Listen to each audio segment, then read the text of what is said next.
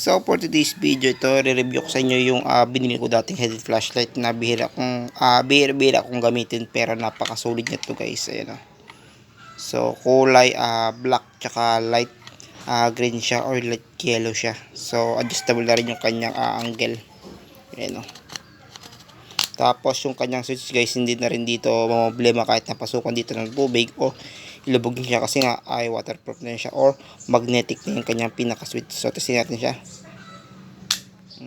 Lakas ng bugan nyo guys, oh. So max niya pala ito. Ayan, oh. Pansin nyo, napakalakas ng kanyang bato. Ayan, oh. Tapos may kasama na rin siya dito yung strap para sa ulo na may nakalagay na design na diving head flashlight, tapos yung logo na diver. So natatanggal na rin yan. Ayan, so tinanggal ko muna siya. Tapos pag charge nga pala kay guys, or para malaman kung nag-charge or full charge na yung diving head flashlight na IPX8, so ito siya guys, may type C dyan na input.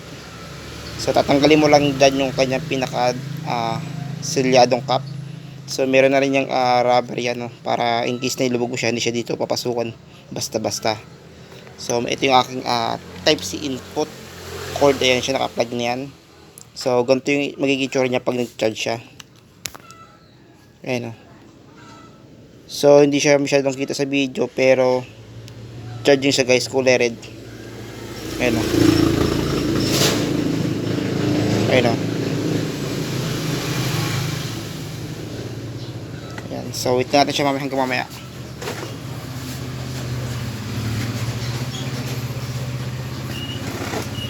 Ayan, so ganyan siya pag nag-charge. Then pag nawala na yung kanyang red indicator, it mean full charge na yung flashlight. So pagka tayo sa charge dito guys, syempre tatanggalin yung kanyang charging connector. So puno na siya at wala na ilaw. Ayan, kunwari full charge na. So syempre babalik nyo rin yung pinaka dash cap nya o yung kanyang takip. To make sure lang na nakalapat mabuti yung pinaka takip nya para hindi dito masira. Ayan. So, saktong higpit lang para ma-lost thread or mabasag. So, ngayon, testing siya sa pinaka tubig na, tapos bubuksan natin siya. Ayan. So, maigpit din para yung pinaka kanya cup niya. Ito, nabubuksan din siya. Ayan, o. So, silyado ng kwanto. Sticker lang to guys siguro. Tapos, sa loob ng battery. Tapos, yung pinaka board niya. Ayan, o. So, ibabalik natin dito ng tama. So, okay.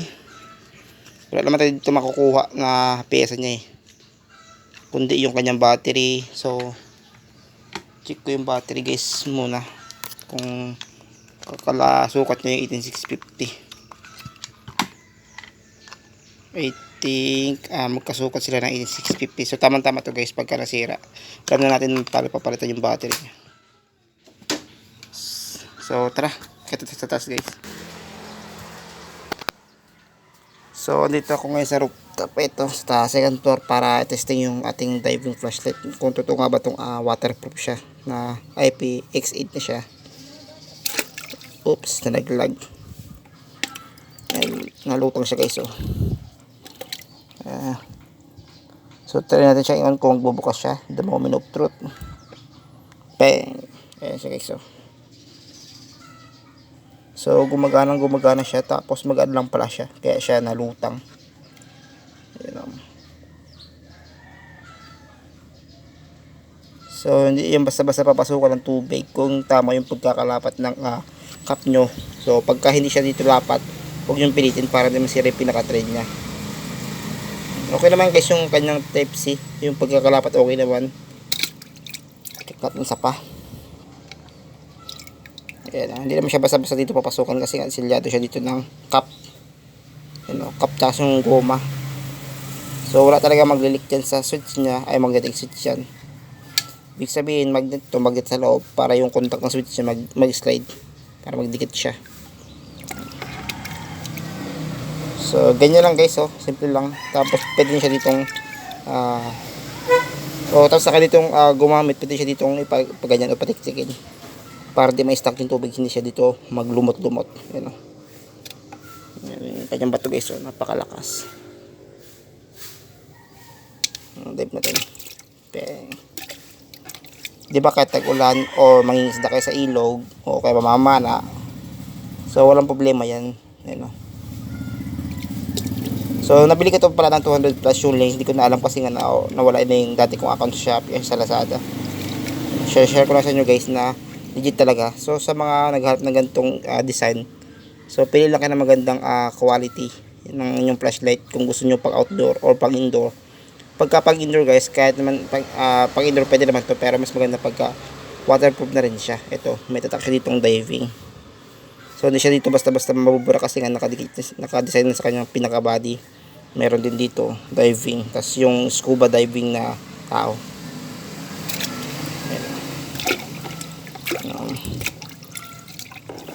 So alam ko guys, malaki yung mga ganito or may ginagamit kay kaso nilagay sa silupin para pagka mga isda siya dito papasukan ng tubig yan.